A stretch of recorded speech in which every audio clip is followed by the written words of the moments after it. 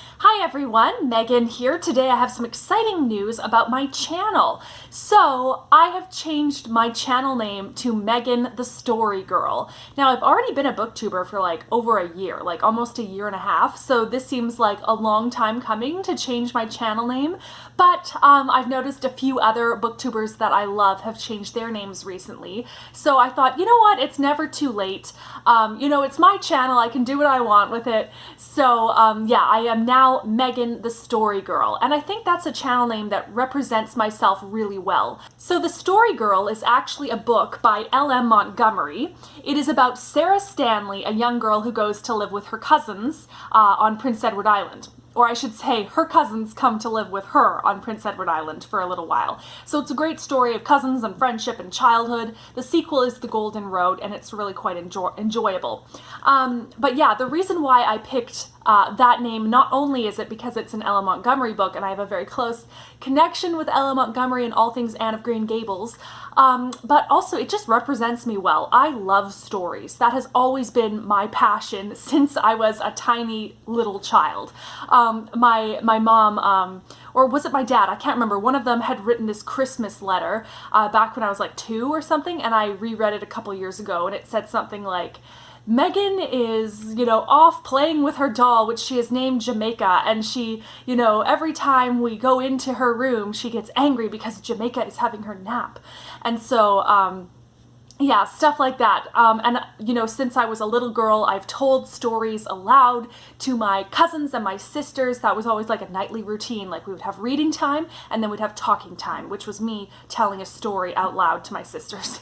So, and then, my love for books, I've always had that. And my love for history, which is like one giant story or a giant story full of other giant stories. And also my love of acting and plays and movies and all of that. So I feel like it really encompasses my passion and my love for all things stories. So yes, my channel name is Megan the Story Girl. Now another thing that I wanted to talk about in this video is Jane Austen July. Obviously we're still near the beginning of June, but Marissa from Blatantly Bookish and Katie from Books and Things just came out with their announcement videos for Jane Austen July this past week, and it got me really excited, especially because just the night before, a friend of mine had lent me some retellings of Jane Austen, of Pride and Prejudice in particular, which made me really excited for Jane Austen July, and then the very next day Marissa and Katie released their videos. So, now if you've been following my channel, you have seen a lot of Jane Austen related content, and I'm so sorry if you are not a Jane Austen fan.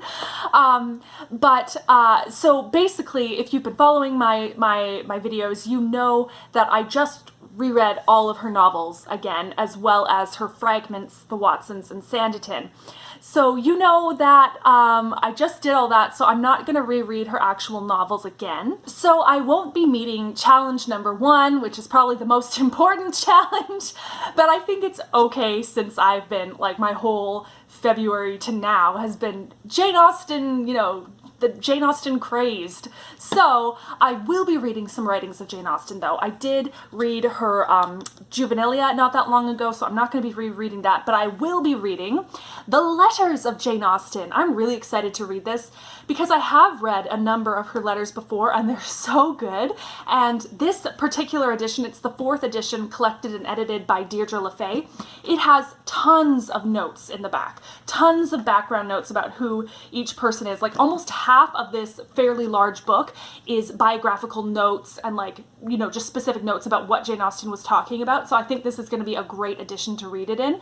It is a chunker, but I was thinking maybe I could read, 31 days in July, divided up by the number of letters, so maybe I could read the whole thing in July. I would like to do that.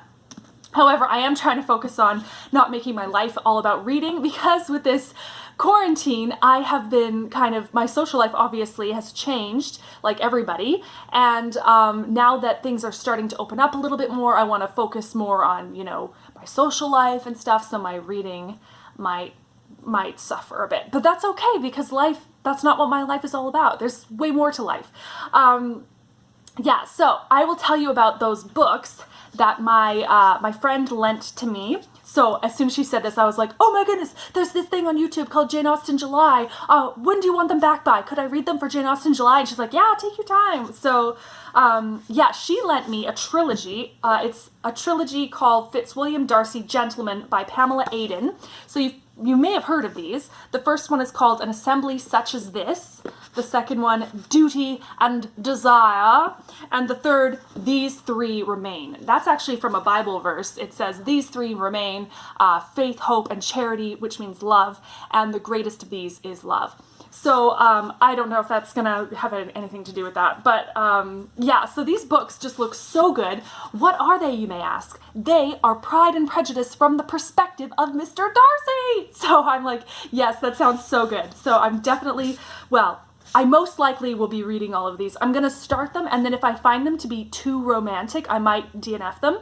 Because the thing about being a single woman is that when you read really romantic books or you watch really romantic movies, it can make you a little discontent with your singleness. And being content in my singleness is really important to me. So if I'm finding that that is happening, then I might just DNF them. I don't find that, like, Jane Austen's novels are romantic. Like, in my video about persuasion, I talked about how romantic persuasion is. But the thing is, there's so much scholarship to it that it doesn't make me sad because there's so much. They're not just romances. There's so much to them. So, yeah, I'll definitely, continue rereading Jane Austen's works over my life. The other thing that I might be rereading, I should say, is this book called The Lost Memoirs of Jane Austen by Siri James. I read this when I was like 15 or 16, so it's been a long time, but this is completely fictional. It kind of presents itself as if they found these letters or journals, I can't remember, of Jane Austen, and it revealed this love story.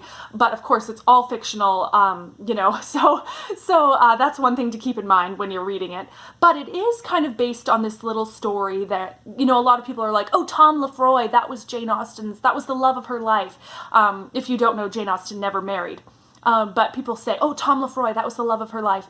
But Cassandra, her sister, at one point said, actually, no, there was this gentleman who she met by the sea, and that was the love of her life. And we don't know his name, but this is kind of telling that story, a fictionalized version of that story. So yeah, I might reread this one, and then these three, which I'm really excited about, and then of course Jane Austen's letters, and then I'll be watching other adaptations and modern retellings. I particularly love Bride and Prejudice.